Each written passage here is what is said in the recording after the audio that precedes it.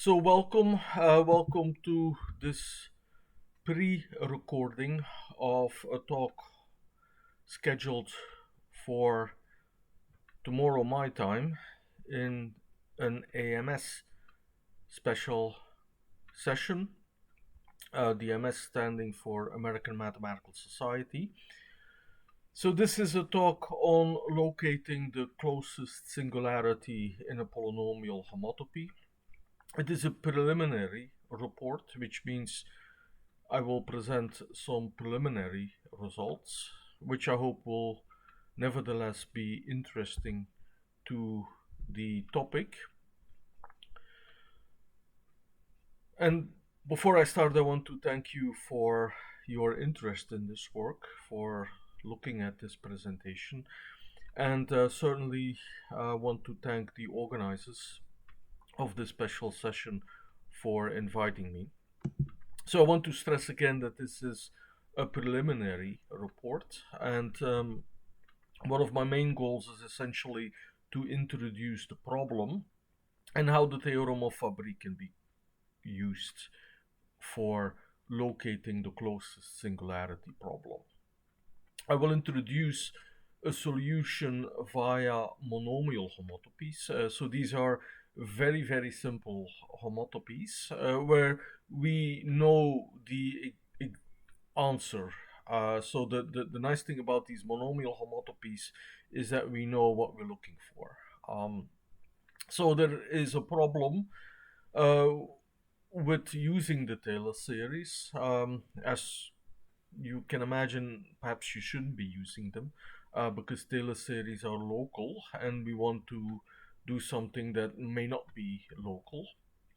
But in the end, it will turn out that the preliminary results are actually quite interesting, also from a numerical analysis perspective. If one is still willing to consider using higher precision, higher than the default double precision. Okay, so here is the problem statement, which was essentially the abstract for the presentation.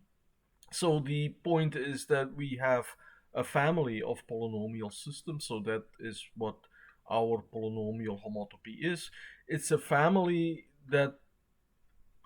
of systems where there is one and only one parameter, so that moves the polynomials in the homotopy. Now, typically we start at a very nice regular solution, but that life is not always that good. So we want to know what is the nearest value of the parameter for which the solution in the polynomial homotopy is singular.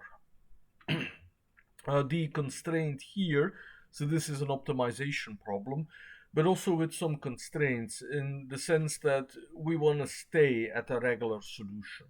So we don't want to go there. We don't want to move towards locations for the values for the parameter where the problems become singular. Motivation for this problem, well, Newton's method, the regular Newton's method, breaks down. There are deflation methods. When do you use deflation, essentially? So this is the background to this problem statement. Okay, so we have a problem and we have a solution, or essentially we had already this solution, this theorem of Fabry, and the mathematical literature had it already more than 100 years. So it is the ratio theorem of Fabry, stating that if for a series we compute the ratio of two consecutive coefficients and we let that ratio go, so we look further and further into the series. So in the limit, we will end up at the not only the convergence ratio, but we also end up at a singular point for the series. So, and essentially, Fabry's ratio theorem gives us the answer. So you compute the Taylor series and you compute the limit, and there you have the answer. So mathematically the problem is solved. I must say that this, from the beginning, this was actually a numerical analysis talk. So numerically, there are many questions that we may ask. I should probably say something about the ratio theorem of Fabry itself. So it is a difficult theorem to prove, but there is the immediate connection with Padé approximants, and that I will explain in the next slide. So if you have never seen a Padé approximant, then here is an example. So a Padé approximant is a rational approximation which agrees with the Taylor series up to a certain degree. So here we cut the Taylor series after the fifth term. So we are using 5 coefficients, and the 5 coefficients are the 4 coefficients in the numerator and the 1 coefficient in the denominator. So when we compute the Padé approximant, we have 1 degree of freedom here. We don't want to divide by 0, so the constant in the denominator is set by 1. And here is a simple computation which you may be doing if you are teaching Padé approximants in an introductory numerical analysis course. How are the coefficients computed? Well, we compute the coefficients so that the Padé approximation agrees up to the first terms with the series. And here in this case, this means that the fourth term, so the numerator is a polynomial of degree 3. So that means that at the left, the highest degree must vanish. So this gives us a constraint on a condition on the coefficients in the denominator, which is going to determine the pole, the root of the denominator. And this is where the Padé approximant is not defined, and this is also the location of the nearest solution at infinity, if such thing occurs. So the solutions at infinity, people often say, do projective coordinate transformation and all your problems are solved. That's not the case. The problem with that move is that in almost all instances, solutions at infinity are singular. So in a way, this comes up also over here. But the punchline of the slide here is that you can see in the Padé approximants the statement of the ratio theorem of Fabry already here. So in some sense that makes that Padé approximants are kind of extremely useful. In the one hand, they have this locality of the series, and on the other hand, you have this limit thing from the Fabry. Okay, so this is still a preliminary results talk, but I have been thinking about this problem for at least 5 years, from starting with my former PhD student Nathan Bliss, where jointly we developed linearization to compute the Taylor series. So it's the method of Gauss-Newton. It also works for overdetermined problems. So these power series were then applied in a more robust path tracker. And the importance here is that extensive computations have shown that already 8 terms in the series are sufficient to avoid singularities. So if you want 1 decimal place accuracy for this problem, we get this already. So that's the good thing. So what are the influences? I learned first from the use of Padé approximants in symbolic path tracking algorithms in the first reference here. So in numerical analysis, they were already used in the 80s, in the mid 80s. The second influence is the Chapfun project, which kind of illustrates the use to scientific computing of Padé approximants. And all the methods that we are now using are actually more costly computationally wise. But computers have become a lot faster, at least if you want to make your software run in parallel, to offset the extra costs of the multiple double precision, especially if you use graphics processing units. All right, so that was the first part, and in 10 minutes, perhaps almost close to half of the time allotted here, so we'll have to speed up a little bit. So here is the polynomial homotopy in one variable x, and you can see that at t equals 0 we have two well-separated solutions, and we have a turning point, a double root at t equals 1. So you don't need a homotopy to solve this, but this is our very simplest test problem. It is a quadratic turning point, so if you would follow the purple branch or the blue branch, starting at the -1 or 1 respectively, then with the arc length parameter continuation, you would look at the orientation of two consecutive tangent vectors, and you would be able to locate the quadratic turning point. So from what is known to this particular double root singularity, in numerical analysis, this is not a problem. So now the problem that we are setting up here is that we do not want to move from these very nice points -1 and 1. So to predict what the nearest singularity is, the nice thing about this problem here, the solution, the nearest singularity is for t equals 1. So we know what we have to compute. Okay, and as might have been predicted or expected, series are actually not that all good. So we have extremely slow convergence. Although I should point out, you see that with 8, we have 1.2. And even already at 4, you could say, we have already 1 decimal of the answer correct, and that is sufficient to avoid a singularity. But one can compute this ratio with an explicit formula, and you see that with 500 points, you actually don't even yet, you only have 3 decimal places correct, which might not be sufficient, or which is a lot of work for very little accuracy. Okay, now this could be the end of it.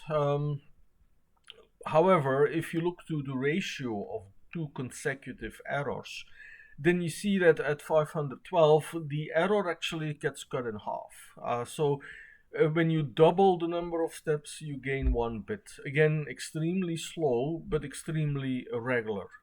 And we are going to exploit this in our numerical extrapolation algorithm.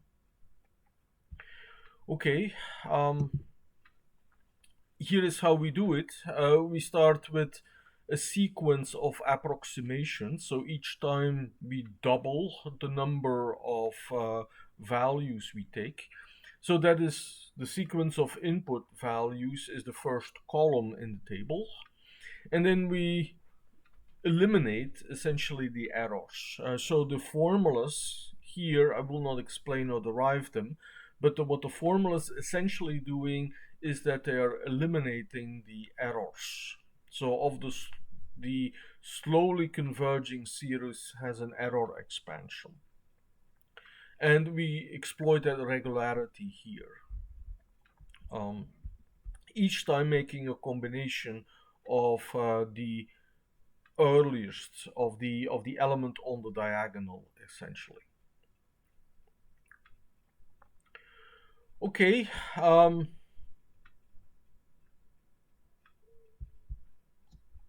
here is how this works.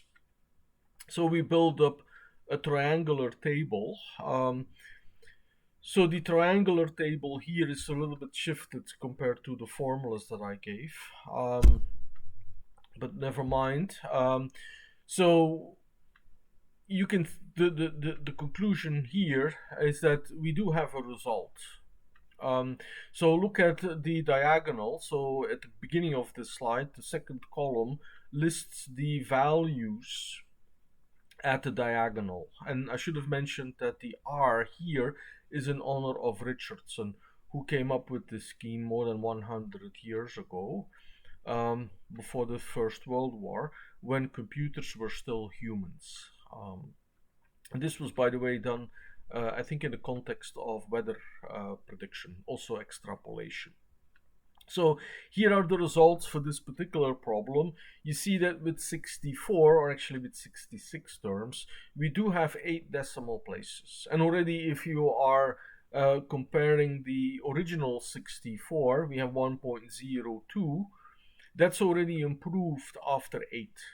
So the extrapolation do 3 times this formula and you get 3 decimal places essentially.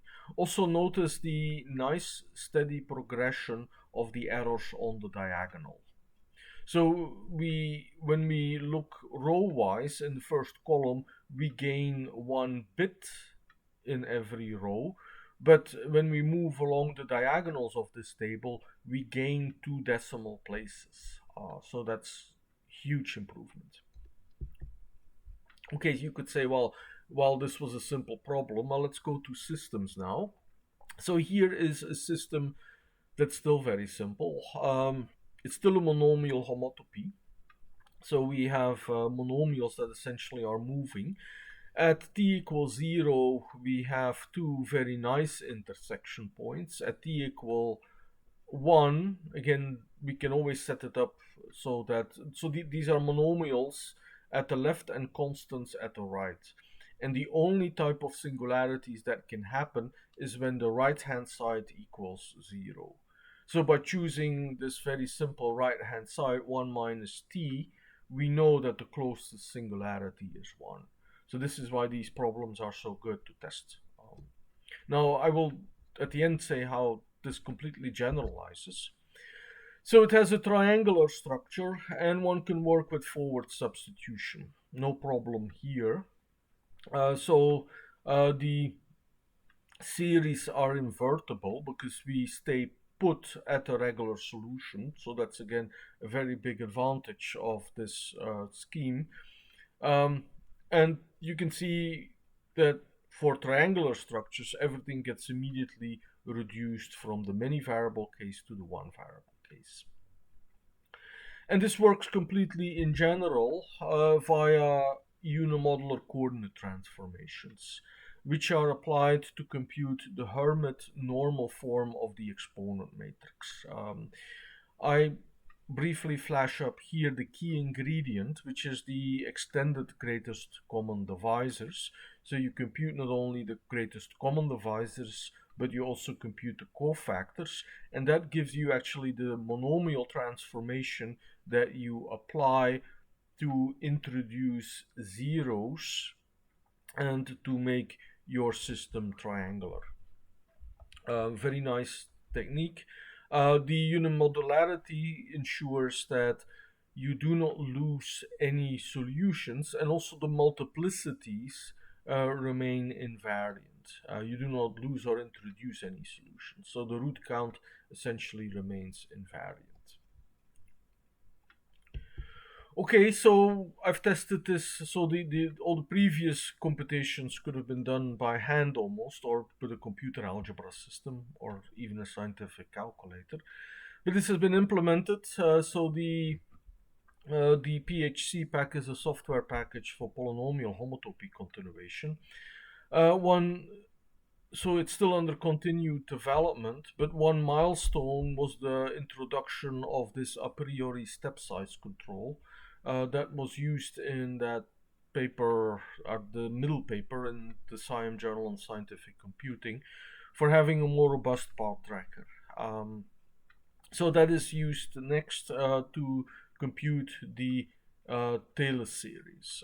So it can be used just straight at the command line. But there is also a Python interface, and a Julia interface is under development. Okay, so here is a random monomial homotopy.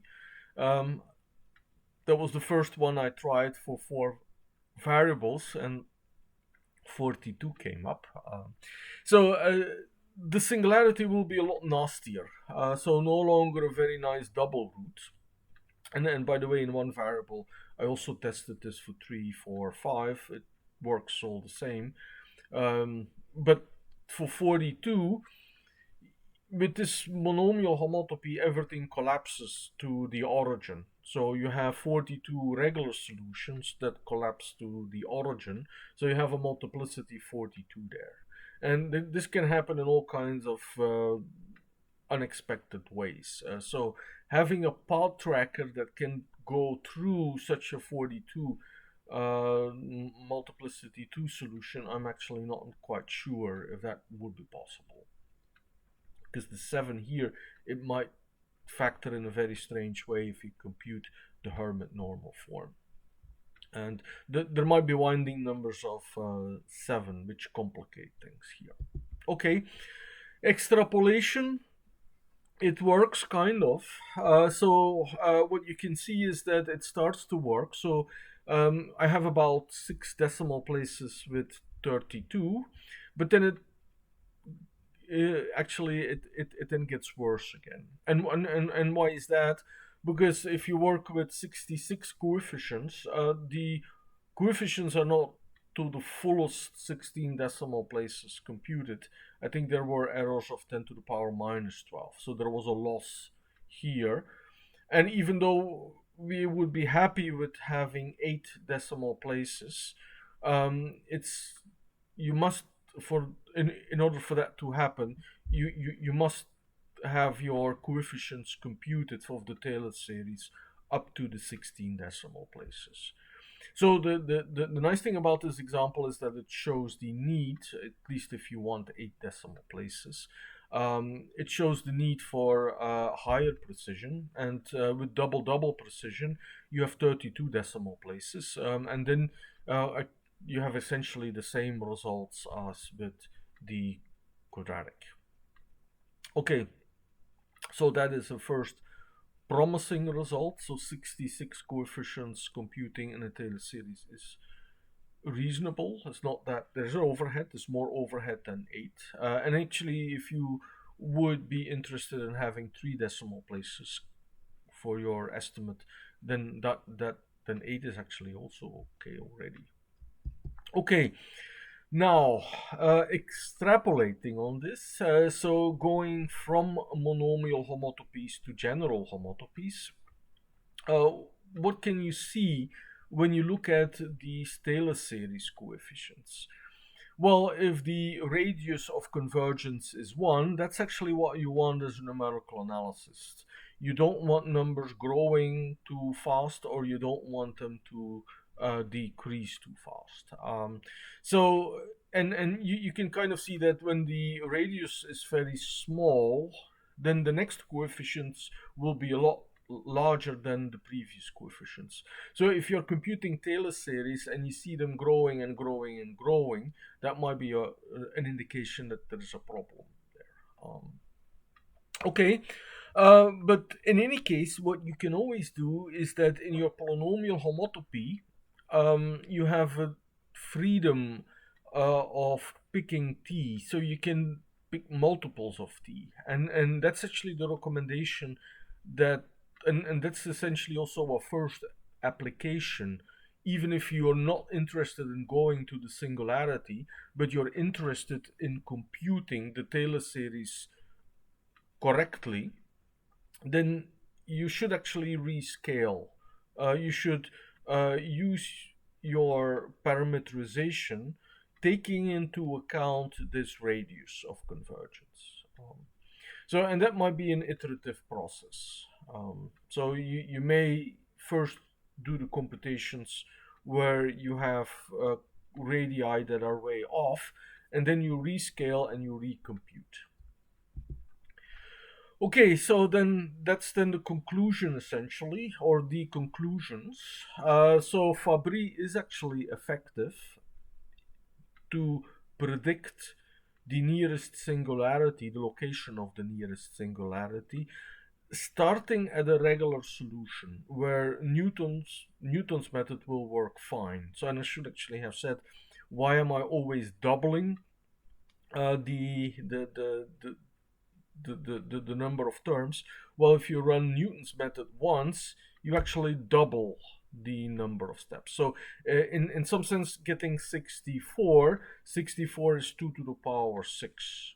So in 6 or 7 steps with Newton's method, you will have that.